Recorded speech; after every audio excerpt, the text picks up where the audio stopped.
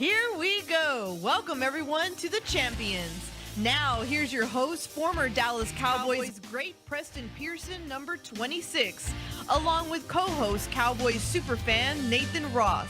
Here we go.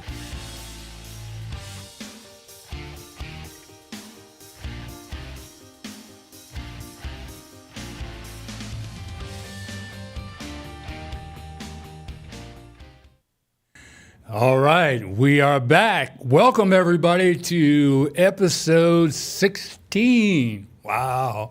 Man, they go by fast. Of the Champions. I'm Preston Pearson, along with my co-host, Nathan Ross.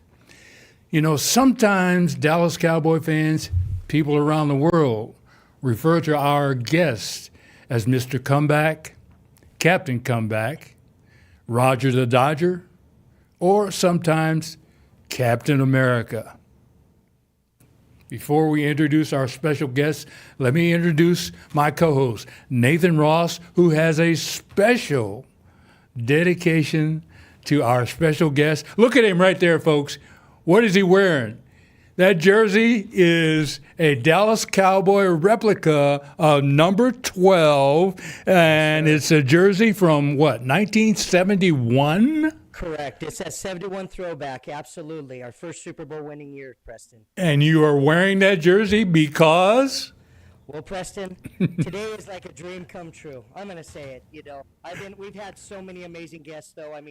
But this, me being a fan for 47 years, comes down to this person that's coming on the show today. Being born in Los Angeles area, all Ram fans, family. Roger Staubach stole me away when I was a young kid, and I am his biggest fan to this very day. He's not only my football hero, Preston, but he's my sports hero, and that's never going to stop because he just means so much, you know, being a great American, just fought for us in Vietnam, led our Cowboys to 2 Super Bowls, went to 4. So he's anything you'd want to be as an American, and I'm just so honored to get to talk to my hero today and talk to Roger Staubach. It's just an incredible day, Preston. Well, outstanding. Roger, that shows you what kind of following you had as a player, and certainly after your days are all said and done, your retirement through where you are right now. I mentioned a couple of titles that people give you or had given you over the years. It's still there. Captain Comeback, and that started when you were really, really young. I was surprised in doing my homework that Captain Comeback started when you were really, really young. High school, I think it was. We'll get to that in a moment or so. But those titles that they gave you are appropriate. Roger Staubach, ladies and gentlemen, joins us. Yeah, I had in high school. I was. Our coach was quarterback was just going to throw the ball, but I ran a lot, so they called me Roger the Dodger was my. That was the first title. Yeah. Well, it's a pleasure to have you with us as a former teammate, and certainly on behalf of Nathan Ross and all the people across the country and across the world, really, Roger. You stand out amongst some of the greatest sports people and people in the world, and I really do appreciate you coming on board on this show, and it's appropriately named for people like you, the Champions. Thank you. All right, let's start out this way. Let's start out when you were young, if we could, and this goes back to, I believe, you were like, 4 or 5 years old or something like that. I got a picture of you with a Navy hat on. Look at that, Preston. And I got a lot of questions for you as to this age right here, showing you with a naval hat on versus the time that you actually were in the Navy or at the Naval Academy. You started really, really early, Roger, did you not? What is this a picture of, by the way? That probably is the picture of, I had a lot of military. Well, living in our neighborhood, it was over somebody's, and they put that. That's just ironic that they put the Naval Academy. That's like a Naval Academy. The hat there, and Yes. I really I wasn't thinking that at that time of going to the Naval Academy. And, Okay. I was going to say, wow, you got a quick, early start. It was foreshadowing. Well, it all started in high school for you in terms of football. First at St. Evangelist Catholic School in Cincinnati, and then to Purcell Marian High School. And in your first game, I don't get this, but this is where the comeback and the Captain America and Roger the Dodger started, because in your first game, you led a comeback victory against a rival by throwing a touchdown pass to win the game. The seed was set. Can you see it, Raj? You know, in your early stages, the words comeback kid and the Roger the Dodger and Captain America started way back, my friend. Yes. And you carried it over into and through being a professional athlete, and certainly with the Dallas Cowboys.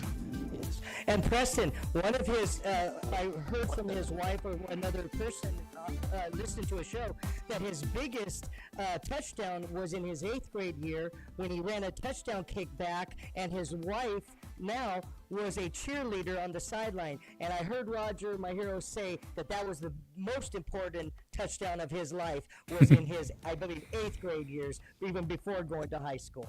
Wow. So, Yes. is that right, Raj? level with me then.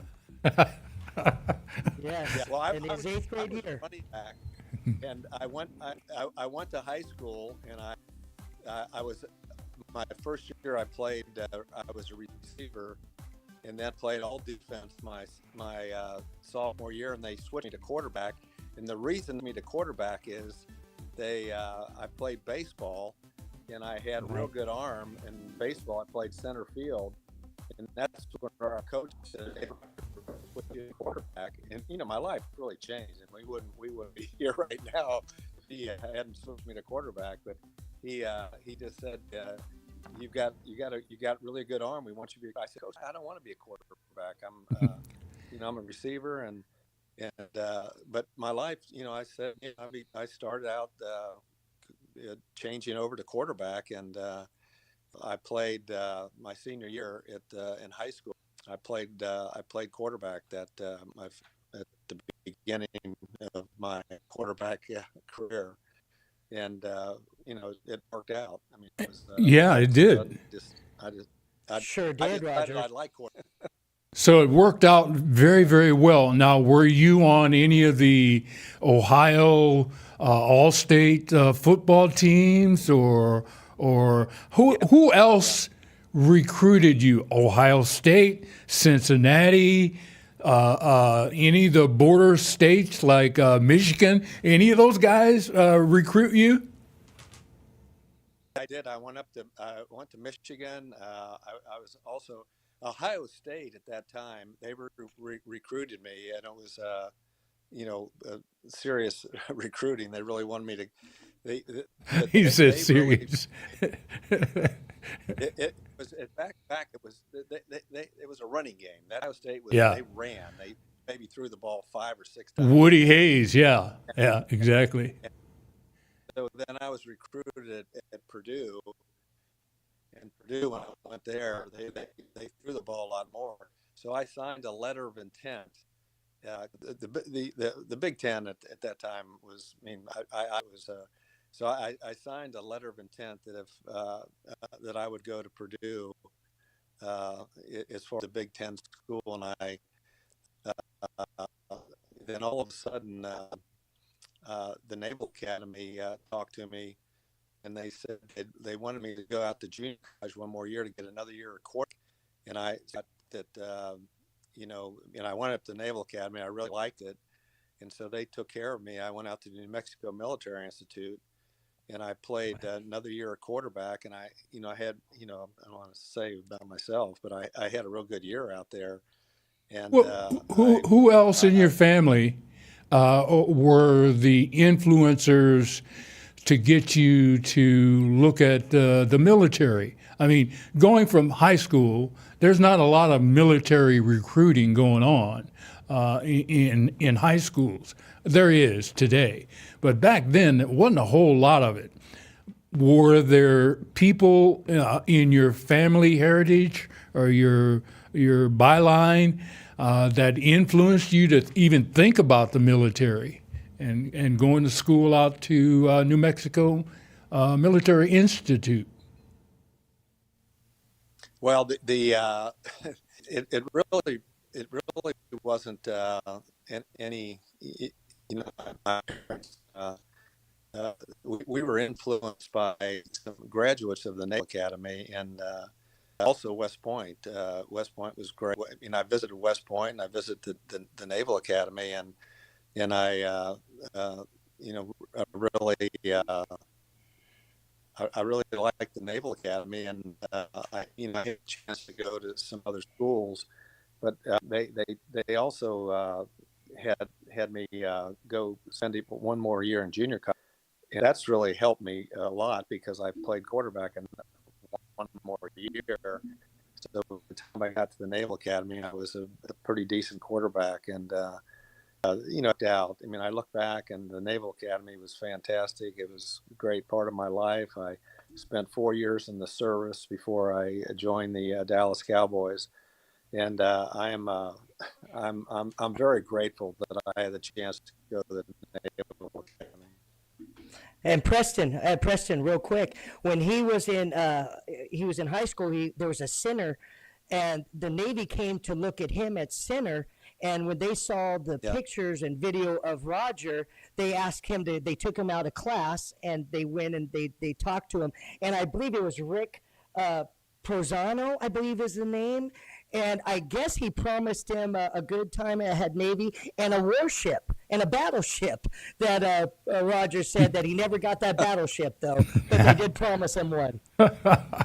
Promise of a battleship. Yeah, they're going to promise him a battleship after he goes to Navy, and if he chooses to come to Navy after it's done, he promised him a battleship. And I heard Roger say in an interview, he never got that ship yet.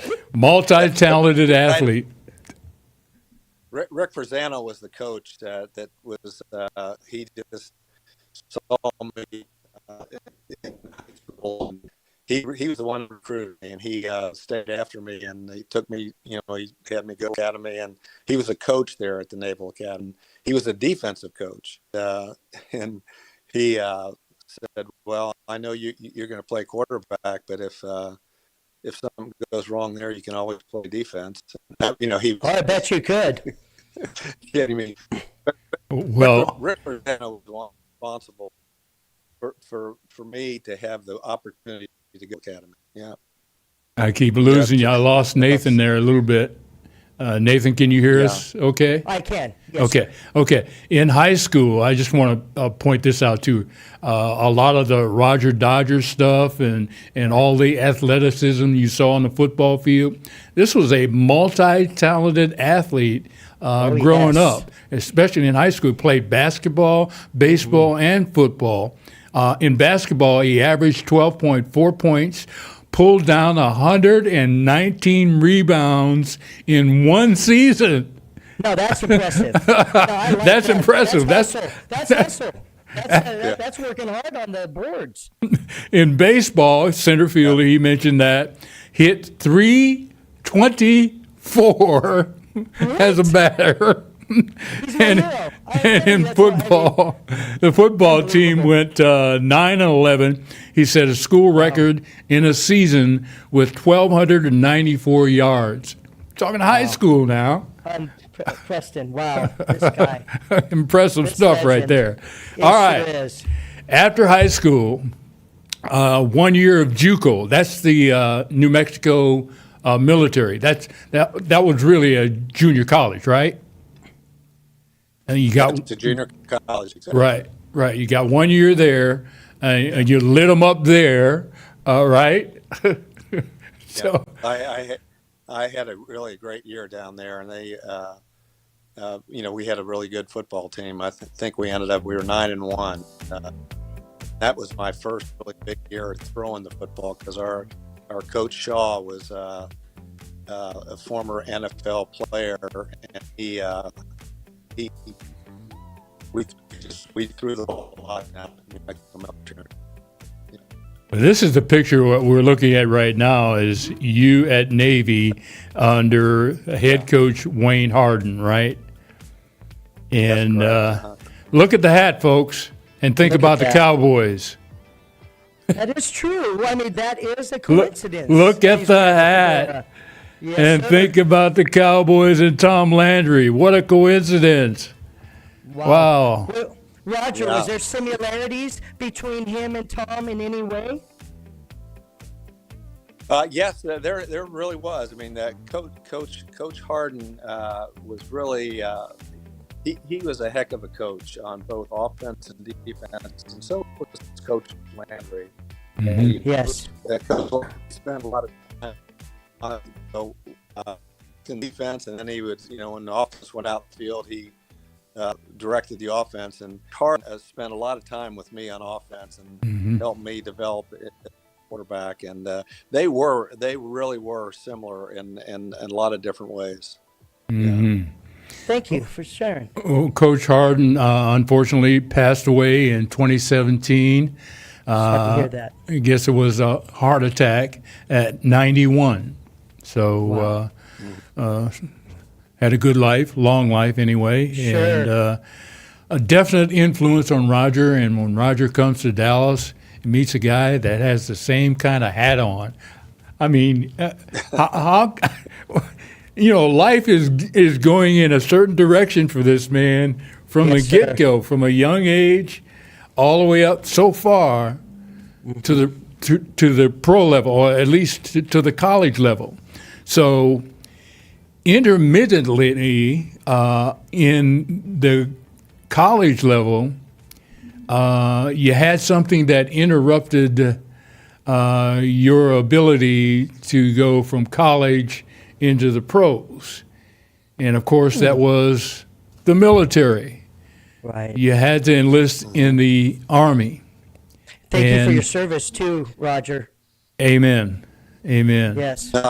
And at that time, Roger, talk to us a little bit about the obligations that the military had on guys, especially when it came to pro football or other pedestrian, if you will, sports or obligations. Well, the Naval Academy was at that time. It was I had a responsibility to serve 4 years after I graduated, for sure. And of course, a lot of I think I would have stayed in as a career in the service if I didn't have the chance to play football. And there's a lot of guys that stay for 20 years, but my obligation was 4 years. That's changed. It's 5 now from graduation from the Naval Academy. But I devoted the 4 years in the Naval Academy, and I spent 1 year in Vietnam, and then I spent the rest of the time at the Pensacola Naval Air Station, and there was two footballs, the Queens and the Pensacola Navy Goshawks. But I worked really hard at Pensacola, but late in the day we had a football practice and we had a team, and that sure helped me at least throwing the football again. And but I work full time. The pilots and everybody else. We had college football players. We're pretty darn. We played a lot of small colleges, and so that really helped me make sure that I really wanted to play football again. Yeah. Well, you were the supply officer over 41 enlisted men for a couple of years.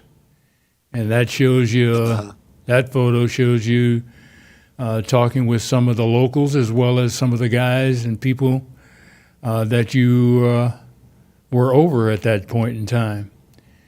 Always seemed to me, whenever I saw a picture of you in the Army as an opposing player or a player from different teams, it always showed you when you were in Vietnam, you always had a football nearby. So did the Cowboys in any way, assist you with footballs or telling you plays or anything like that when you were enlisted?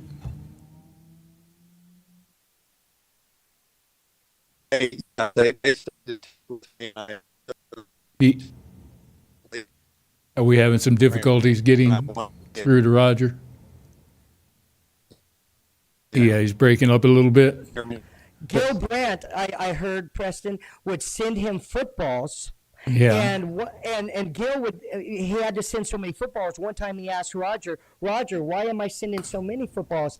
And Roger said to him that some got hit by mortar, like over there in the thing, and some footballs got hit and by blew mortar, up the so he had ball. to send more footballs. So that's what I was hearing, that Gil Brandt was sending him footballs to keep him, keep that football going. Keep that supply of footballs for him to Yes.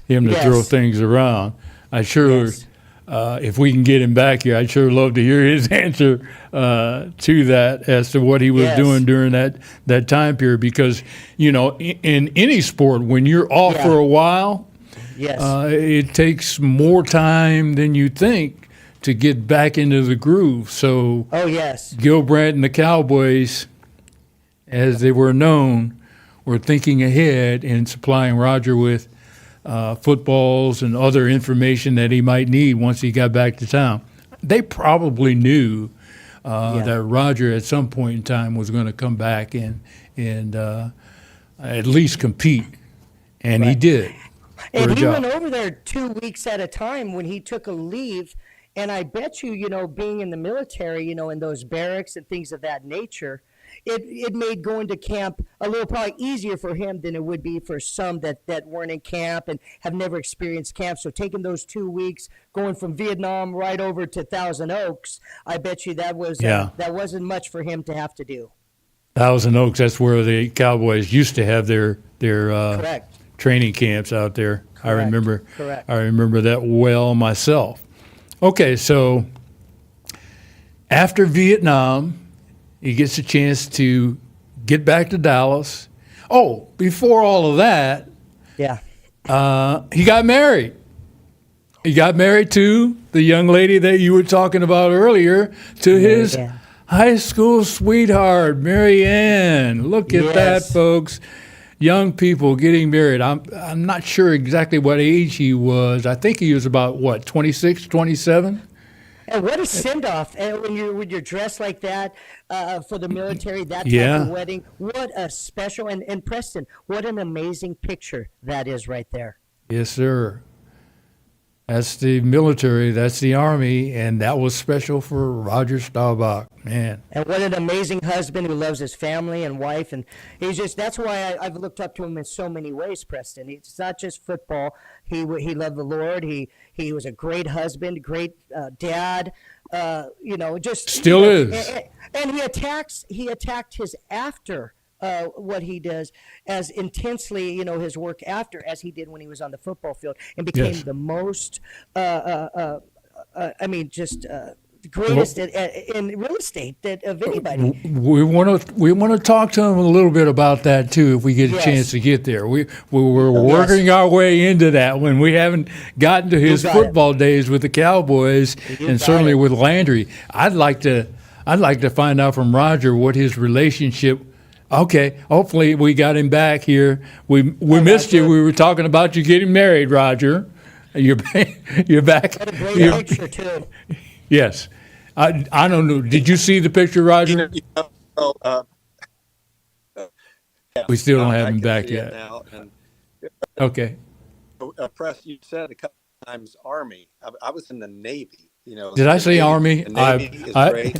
I apologize, my friend. There's the Air Force. Guys would beat me up for that. I Sorry about that. yeah, The Navy. but yeah, All right. I had 4 years in the Navy, and it was great. The Navy was great, and I really wanted to, play football against. After the 4 years, I joined the Cowboys. Yeah, so. Okay. All right. Let's continue on if we could. I'm trying to get some of these photos that I know that people around the world have not seen before, or if they have, brings back some great memories of number 12 here. And so finally you get a chance to get into the Dallas Cowboys. There were a couple of obstacles there, one of them named Craig Morton. How did you kind of adjust to that? Were you challenged? I know you are a competitor. You were a competitor then. At your age right now, you're a competitor now. How did you approach Craig Morton being the quarterback in Dallas at the time? Well, I was going to leave the service. Don Meredith was a starting quarterback. Craig Morton was a backup quarterback. So I was actually leaving the Navy to go to Thousand Oaks for training camp for the Cowboys. Don Meredith retired, so he was only 31 years old. He was a heck of a quarterback. So I played behind Craig Morton, so I was at least the backup quarterback. I really thought I was going to go somewhere else because it was Don Meredith, Craig Morton, and I was 27, so I wanted to play somewhere, and so I played. Craig and I battled back and forth, and my third year I got a chance to start, and we had a really, really good year, and we won the Super Bowl. And Craig was a good guy and a good quarterback. We competed back and forth, and he hung in there with me when I got a starting job in the Navy State too, and then he went off to Denver, and he ironically we played the Broncos in the Super Bowl, and it was Craig and I against each other, and so I really wasn't he traded to Dallas, the Giants first? He had Randy 1 year. White. Yeah. Then he went to Denver and took him to the Super Bowl. Right. Okay. Yeah. Mm-hmm. Mm-hmm. Roger, do you think you would have won? This is what a lot of us fans think. If you were the quarterback in that '70s Super Bowl, do you think that we possibly would have won that football game? I know that's a big hypothetical, but if you're starting and you're in that game, I think we win that football game. Do you ever think of that, or is that just something you don't think about? Kind of. I just Craig Morton got us there, and I don't know. I that year Craig had a great year, and I was thinking, well, I'm going to probably go somewhere else. And then the next year was when if we would have won that game, it would have been great. But I would have definitely left Dallas. But we didn't, and so I had a chance. You're still here, compete to start. So in '71, Craig and I battled back and forth, and I got a chance to play in '71. And so, Craig, he was a great quarterback and a guy that's, when I started, he's a backup. He's just a great person too. So. Right. Yeah. Right. So now you're the man at the quarterback position for the Cowboys, and Wow, this is a photo that most people see, and they see Roger and the ball and the concentration down the field. What I want you guys to look at is Roger's left hand and his left pinky. Yes. Roger, is that thing ever going to get straight? Did you ever straighten it out? Because that thing looks like it's bent at like 45 degrees. How did you get that thing in the first place? Well, I relocated it, and that when they fixed it up, it was it wasn't straight. So I had a couple fingers that were damaged when I was playing. Can you do us a favor? Can you just raise that pinky? Uh-huh. Let us see that. Is it straight? It's not straight now, is it? Yeah. Oh no. Raise that finger up to about your chin. Oh, it's frozen. Okay. Yeah. Is he back? Okay. Technical difficulty. Yes. When he did take over finally from Craig Morton, we won 9 straight games in that 71 season and won our very first ever Super Bowl once Coach Landry gave Made the Roger move. the Yeah. reins. Once he made that move, we won 9 straight games, and Roger led us to that first ever Super Bowl that the Cowboys needed so badly, losing all those championship games and always, like Bob Lilly said, being next year's champions. Once they give Roger Staubach the reins to the team, we finally got over that hump and we became world champions. Wasn't that the year where Tom Landry had the quarterbacks running back and forth? Yes. With the next play. How Yes, bizarre was that, Raj? I think let me say, Craig Morton was one heck of a quarterback, really Right. good quarterback. He and Yes, I sir. altered 1971, the start of the season. We alternated games, and then then Coach decided we would alternate some plays, and Right. we'd be back and forth, and our teammates. I think half the team loved Craig, so it was the team was and so Coach Landry then was, I guess he and the assistant coaches said we need to have just one quarterback, and I really thought it was going to be me or Craig actually, and I was very fortunate because it could have gone either way, and we won 10 in a row after that, and Yes. we would have won 10 in a row if Craig were back also. I mean, we had a really good team, and yeah. I admired Craig, and so he was a heck of a quarterback. But I got a chance to be the starting quarterback, and it changed my life. We had a successful season, and I was able to finish up and spend my time in Dallas, and we were in a couple other Super Bowls also. Absolutely. Yes, sir, you were. Yes, sir, you were. In all of those years and the Super Bowls and the special plays, I know there's a lot of them, and perhaps this is a question you've either answered a million times, or it might be one that you really can't answer because you've got so many. Is there any one particular play that sticks out into your mind, not as the greatest or the most important or anything like that, but that sticks out in your mind forever? He's frozen up on us. Doggone it. We're having...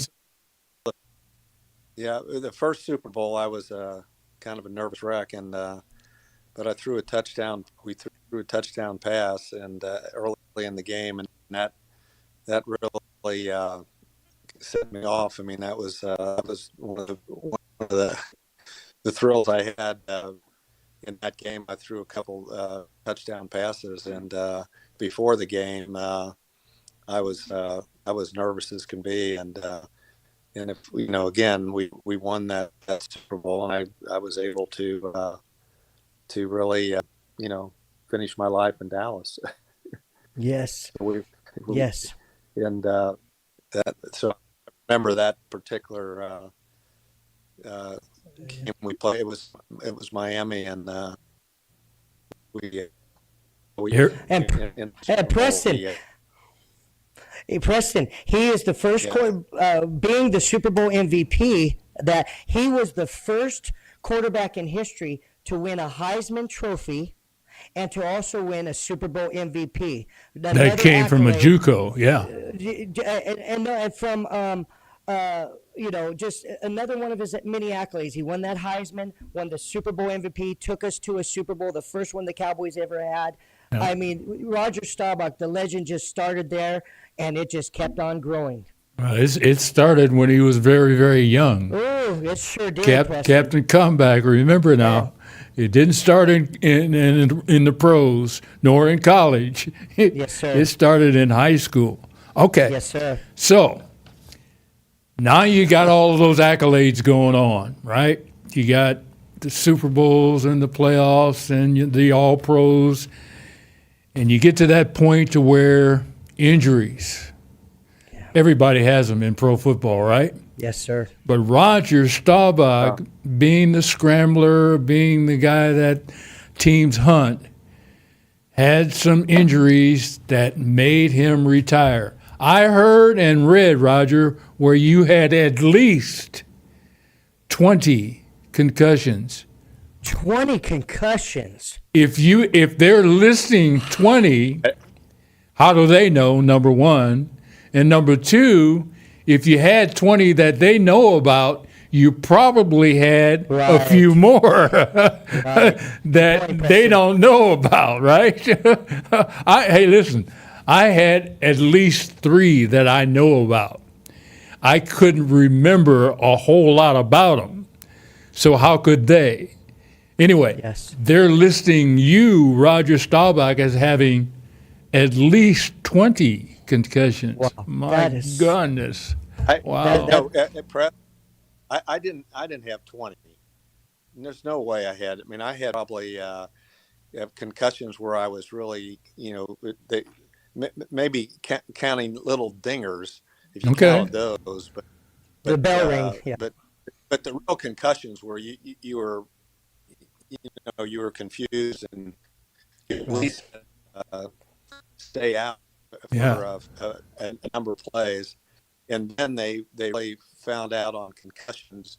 You probably had to rest the next week. So concussion became, but my ears weren't. I was dinged and everything and confused a little bit, but I didn't leave the game. But the concussions were. I was probably in the category about 9 or 10 or 11, somewhere in that area. Yeah, I know you, Roger. You are a competitive guy. You have been since birth. And if you got dinged, as you say, that could have been something close to a concussion. But I know this, too. You weren't coming out of the game for anybody. You stayed in the game. I remember on one occasion when I was in Dallas, and I got hit. I don't even remember what part of the game or who did it or whatever. I remember being on the sideline and just kind of dazed, just kind of looking. Didn't know where I was, didn't know what was going on. And I stood there for how long, I don't know. But all of a sudden, it was over. I was out of it. Right. I was ready to go back. I think that's you, Roger.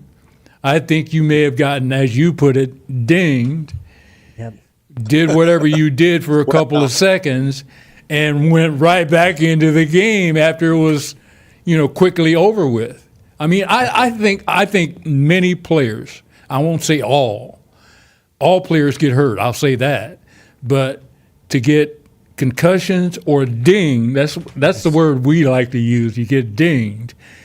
I think many players have gotten dinged, didn't come out of the game.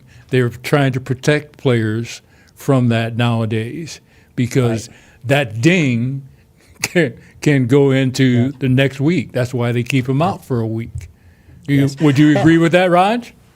Well, Yes, I would. But at Ding, though, definitely a little confused. But uh, I stayed in the game, so it wasn't really that bad. The one where I was, totally confused, and I went off on the sideline, and I got in my car with my uniform on one time. Not just kidding, I didn't do that, but I did get on the sideline and be there, and it took me a while to get hey, I was at a football field, so that was the more of the so when you really look at concussions, I guess if you're a doctor, if you just get dinged, it's a concussion. But I was able to stay in the game, and I think today in the NFL, and I'm pretty sure that they even if you get dinged, you're gonna come out. You got to come out. Yeah, you got to come out.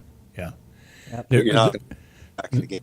They are now doing a number of things to protect guys from dings, concussions, and other injuries.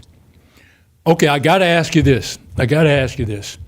After you retired, come from the military, I'm not sure what your quote major was, if you had one in college, but you get hooked up with Henry S. Miller Real Estate. Long term, Roger Staubach establishes his own company, sells that company for a couple of $100 million. My question is, how did you go from military? I don't know what your major was in college, if there was such a thing in the military, to real estate. How did you get with Henry S. Miller and get all of that stuff put together to sell your company, the Staubach company, for what, a couple of $100 million? $600 million to Jones Lang LaSalle. $600 million. Well, I had a lot of other people in our own part of the company, but so I didn't walk away with that amount of money. But we sold at a very deal. I spent 10 years with the company after we sold it, but I had they don't pay quarterbacks like they do today. And even That's right. Here was my first NFL was $25,000. Yes. And I was coming out of the Navy. We had three children, and so I worked in the off season, and I had a good friend that introduced me to the Henry S. Miller Company. So I went to work for Miller in the off season, and I really got into real estate. That's how I stayed with it. But I did it all in the off season. I mean, I during the season, I maybe talk on the phone to some things going on. I didn't go down to the office. I was 100% making sure football was working out. But in the off season, I did work. I think we all did. We all had to work back then, Yeah. Well. Yeah. I guess if you're getting $40 million a year now, you don't have to work. Yeah. Dwayne Thomas seemed to be happy. Dwayne Thomas seemed to be happy with his pay. Who was that? Dwayne Thomas. Oh, Dwayne. Yes. Okay. He was a great runner. No, he was a great. He was, Roger. But boy, he sure was unhappy with the Cowboys while he was playing with them. Yeah. Well, obviously, your career. We had great players. Yeah. Yes, all up and down the lineup. Cowboys had great players over the years. Yes. Drew Pearson made it good, and so did Tony Hill. Oh yeah. Well, we just had teams in the '70s. We played some great teams, and we played. Yeah. Yes, you did. But we won a few, and we also lost a few. The Steelers were a great team in the '70s too. I would say if you look at the '70s, the Steelers were right up there, and we were right behind them. Well, we had a great Steeler on the show a couple of weeks ago. Yes, we had did. Mean Joe Green on with us, and of course, Joe lives in the area. the Dallas Fort Worth area, and I see him and or talk to him every once in a while. Of course, he was a former teammate of mine when I played in Pittsburgh with the Steelers. But Now, Preston, you and Roger had many great plays together, though, too. Yeah. Where when you came, I wrote it down. He threw to you for you had 169 receptions, 2,061 yards, and 9 touchdowns from Roger from the time he was there. Roger, how great was getting Preston Pearson in 1975, and why was he so amazing on third downs all the time? yeah, tell us about that, Raj. Preston was one heck of a football player. When he came to our team, coaches put in the shotgun formation. We were at the forefront of the shotgun formation, and in the coaches and Coach Leonard did not want me to run. I ran. I was a quarterback that ran, and the assistant coaches said, Roger, on third down, we're going to put you in shotgun formation. And I was back 5 yards from the center. And that way he said you throw it, back to the 10 yard or you run right away. Instead of either way you could go. So they put that in. That was a big, and now it's being used. So the shotgun formation was the Cowboys were the first team to use the shotgun. It was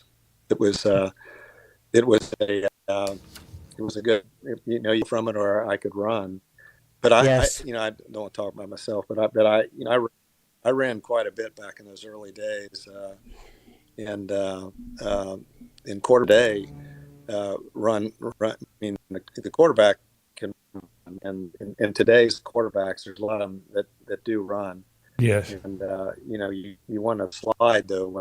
Anyway, I don't want to talk about, but I was I ran a lot in the NFLs, which quarterbacks did not do that. Yeah. Yes, sir. Well, Tom Landry is the one who was primarily responsible for the shotgun. He's also responsible for that slot receiver. Yes, sir. I became that slot receiver, as they call it today. And, I think you and Tom kind of always knew I was there. Because there were a lot of plays that were called for somebody else, but somehow, Roger, you found me. I don't know if that was by design or the coverage took care of those guys. They didn't think there was anybody else out there. But I know this, that Roger Staubach was looking for me on a lot of those plays. A lot of them were called, and in fact, I'm the one who took it in as Tom Landry's system said. He had somebody running in. If it wasn't a tight end, it was me or somebody else at the running back spot. And we really started that slot position that we see today in that A and B sideline pass that Tom came up with.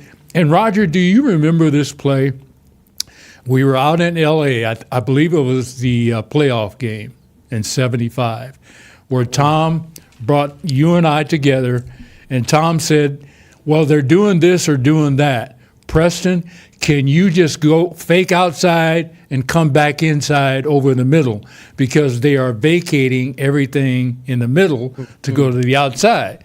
So Tom, on paper, on dirt, if you will, drew it up and said to Roger and I, this is what we're going to do. Preston, go down, do your normal fake to the outside, and then swirl around and come back to the inside. And we tore them up on that one. That became a stable play for us. A and B sideline, I guess they called that. We called that back. You remember that, Raj? Oh, yes. Yeah. Because the defense wasn't ready for the play like that. That one linebacker, they started to maybe double up later on. At the beginning, first of all, Preston was one heck of a running back, but as a receiver, he had great hands. And I had Drew Pearson also, and we really had we had a great passing game, and out of the backfield, I think that was almost the beginning of really some of the plays that we were in. And I shotgun formation was pretty new also, and so we had some great receivers, and we had some really good passing games. And that shotgun formation, I really liked it though, because part of it was the fact is that if I'm going to run, I might as well run from the shotgun and not just drop back and stop and run. And that's how Coach Landry put it in. And the shotgun became one heck of it really became a great formation, a great play. Yeah. Well, after retirement, got into real estate and all of that, and eventually you get inducted into the Cowboys Ring of Honor, and then eventually after that induction, that was by Tom? Was Tom still with us at that time, or was that by Jerry Jones? Uh-huh. Tom was still with us. Okay. No, and then after that, more accolades, more awards continue to come in, and one of the biggest ones, you get inducted into the NFL Hall of Fame. Yeah, I mean, I was obviously on a great team, and definitely had some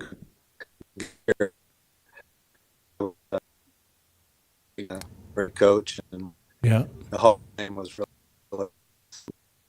well deserved, though, Raj. Well deserved. In my opinion, there are guys that are not in the Hall of Fame, and there are guys that are in the Hall of Fame that either should be, and in some cases, borderline for me. Now, the Cowboys have some guys, in my opinion, right now that should be in the Hall of Fame, or certainly should be in the Ring of Honor. I won't get into all the names, but I think you know who they are. So we won't get into that. Okay, so Captain America has now retired. He is now a real estate man, retired with how many grandkids you have now, Roger? I heard just the end of that. So we have 5 children, 15 grandkids. 15. We have 4 great. So yeah, I didn't think I'd be around for great grandkids, but I am. And you're looking good too. Yes, you are. I was an only. We've been married 59 years now, and wow! Congratulations! Congratulations, my friend. Yes. Yeah. Well, we have 4 daughters, and then we have 15 grandkids and 4 Wonderful. great grandkids. A family that I married a wonderful woman. I was just going to say, you got lucky, and you got lucky early, because Mary Ann is just a wonderful young lady. Stays by your side, protects you like no other. 59 years. Family, married. wow. That's something, Preston. Wow. I mean, 59 years married. Amazing. And they both look great. They both look great right now. Very true. Okay, Roger, we won't get to talking about the Cowboys. I don't want to talk about that right now. I want to get from you. Give the young kids who are playing the game now or looking to play the game, even in college, they have the NIL, which, according to Barry Switzer, means now it's legal. Okay. No, so funny when you said that. should have had that when you and I were coming up. Right. Now it's legal thing. But what advice would you give to now? You you and I came up when the salaries for players wasn't a whole lot. My first contract, I got a bonus of $1,000, and the basic contract was $15,000. That was in 1967. Okay, Dak Prescott just signed a $250 million 10-year thing. $60 million a year. Yeah, $60 million a year. Okay, so they don't necessarily need 4 years. the kinds of things that you and I, advice, direction, whatever. But you are ultra successful. Yes, you If are. you were talking to some of the kids who aren't Dak Prescott or don't have, $50 million in the bank, what advice would you give to these young guys that are coming up, or rookies, or young people in the game of pro football? Most of them, on average, are going to be out of the game by the age 25. Now what? Well, I wasn't told what these questions were for me. But as far as the first thing kids need to do is, love their parents, and the thing is make sure, and it's hard sometimes to get an education, but you're gonna someday you're gonna look back and say, man, I'm glad I studied hard. And so it's important to study. And then the other thing is with you gotta put yourself in other people's shoes sometime, and make sure that it's not just all about you. It's about somebody else. And so it's growing up as human beings sometimes,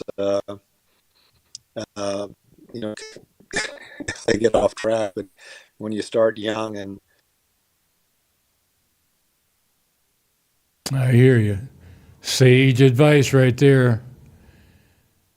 Sure was. Well, okay. I guess we've lost the feed to my man Roger. Before we get out of here, I want to thank you again from the bottom of my heart for participating on the show with Nathan and I. Yes, sir, Roger. Thank you so much. I wanted to let you know, and to our audience out there, our next week's show is going to be a new concept for us. We're going to start what we're calling as the Unsung Greats of the Dallas Cowboys. And we're going to feature 2 tight ends next week, starting with Jay Novacek and Billy Joe Dupree. Those are big names. Oh, yeah. Those are big names, Preston. Big names. 2 big names, 2 guys that are truly, if you look up the word unsung, those 2 guys are truly unsung greats of the Dallas Cowboys. Yes, they are. So you want to make sure you tune in for that. Roger, any comments on those 2 guys? Well, Billy Joe was part of my life, and yes, he was, boy. Yeah, we saw a lot of highlights. We had a guy named Billy Joe was great, and then another guy was a free agent, Drew Pearson, and he was not. He made me look good. Yes, he did. Tony Hill. Yes, Tony Hill and Preston. We had really Golden Richards, Tony Hill, all of those guys. Jay Saldy, yes. Saldy was solid too. Yes. Yeah, some great guys. That was pretty good coming out of the backfield. So we go on and on about. Yeah, Ron Springs, that 79 game, he had to step up. Yeah. It was super having you with us, Roger. Thank you so much.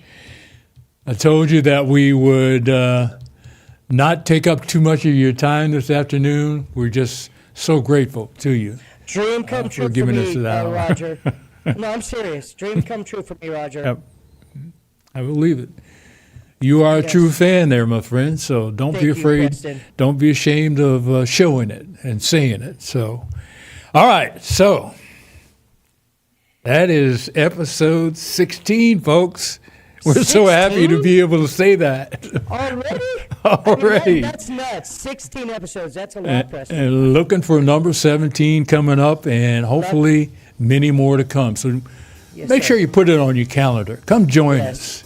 Yes. We're looking for some support out there. If you like what we have here, what we're doing, sponsors, come on in. Give me a call. Get in touch. Let us know what's going on. We got to get out of here, so thank you again to my co-host, Nathan Ross, to the production man over here, Trey. Trey's always doing it. Trey Giles over here. We're going to get him to come out here and get in front of the camera one of these days so people can see who we're talking about, the man who's putting on the show for us. Thank you, sir. We appreciate it.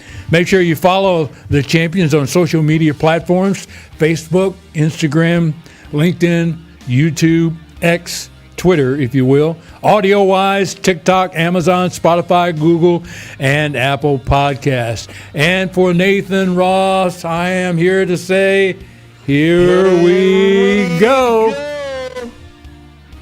Yeah, here we go.